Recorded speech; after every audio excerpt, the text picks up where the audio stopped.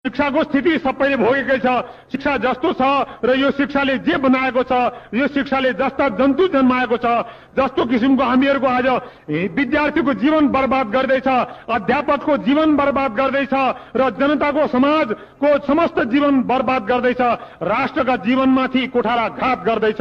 यो शिक्षाको वर्तमान स्थिति जस्तो छ त्यसको हामीहरूले कटु अनुभव गरिरहेका छौं। यो पनि शोचनीय अवस्था छ र यो उपेक्षणीय छैन र त्याज्य छैन।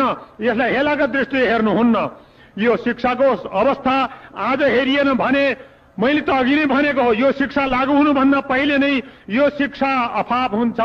यो शिक्षा हाम्रो होइन, यो हाम्रो माटो सुहाउँदो होइन, हाम्रो देश सुहाउँदो होइन, हाम्रो आकाशले सहँदैन, हाम्रा पञ्चमहाभूतले यस शिक्षालाई सहँदैनन्। यो शिक्षा हाम्रो अनुकूल पर्दैन, प्रतिकूल जान्छ।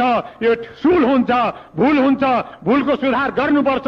सुधार गरेर मात्र लागू गर भनेर मैले 5 शिक्षा विधानको संशोधन गरेर 5 ठूल्ठूला ठाउँमा दिएको थियो, ठूल्ठूला अधिकारी ठाउँमा दिएको थियो। तर 6 महिनापछि उत्तर पाइयो, प्रेस मिस्टेक, प्रेसको भूल, एउटा रेफको पनि सुधार नगरेर जस्ताको तस्तै लागू गर्नुपर्छ, कुनै पनि सुधार हुन सक्दैन भन्ने कोरा उत्तर पाएपछि अनि मैले विदेशतिर लाग्नु परेको थियो।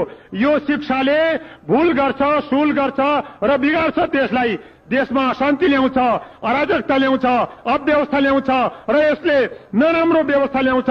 यो देशको समाजको स्थितिरीति बिगार्छ, माता पिताहरूलाई दुखी गर्छ, अभिभावकलाई दुःख दिन्छ, यसले शिक्षकलाई दुःख दिन्छ, शिक्षा विभागलाई दुःख दिन्छ र तलमाथि सबैलाई दुखी गर्छ। त्यसकारणले यो शिक्षा विद्यार्थीको जीवन बर्बाद गर्छ, ज्ञानका ठाउँमा अज्ञान दिन्छ र उच्छृङ्खलता दिन्छ। देशले ज्ञान दिने होइन, राष्ट्रको निर्माण गर्ने होइन, राष्ट्रियता यसमा ल्याउँदैन, मानवता यसले ल्याउन सक्दैन, यसमा कुनै पनि त्यस्तो तत्त्व छैन।